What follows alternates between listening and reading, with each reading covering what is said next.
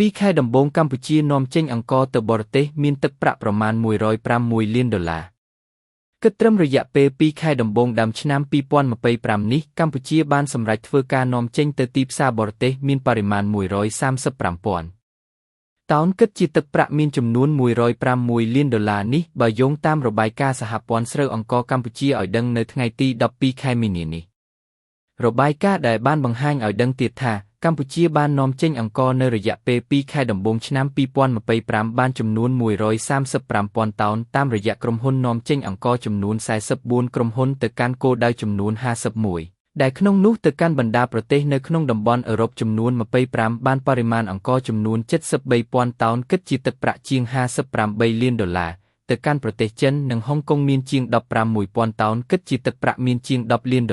ទៅកាន់ប្រទេសក្នុងអាស៊ានចំនួន4ប្រទេសបានបរិមាណជាង23,000តោនគិតជាទឹកប្រាក់មានជាង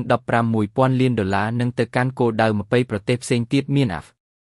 រិកមជ្ឈិមបូព្រាអាមេរិកកាណាដាអូស្ត្រាលីញូហ្សេឡង់បានជាង22,000តោនគិតជាទឹកប្រាក់មានជិត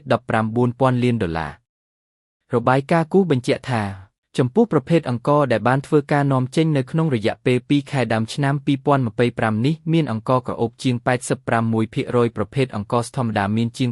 8%អង្ករចំហុយមានជិត3%អង្ករសរីរាង្គមានជិត2%និងអង្ករផ្សេងចំនួន0.46%បើតាមរបាយការណ៍ខាងលើគិតត្រឹមរយៈពេល2ខែកន្លងមកនេះប្រទេសកម្ពុជាក្រៅពីបាននាំចេញអង្ករទៅបរទេសកម្ពុជាក៏បាននាំចេញស្រូវសាំបានជាង3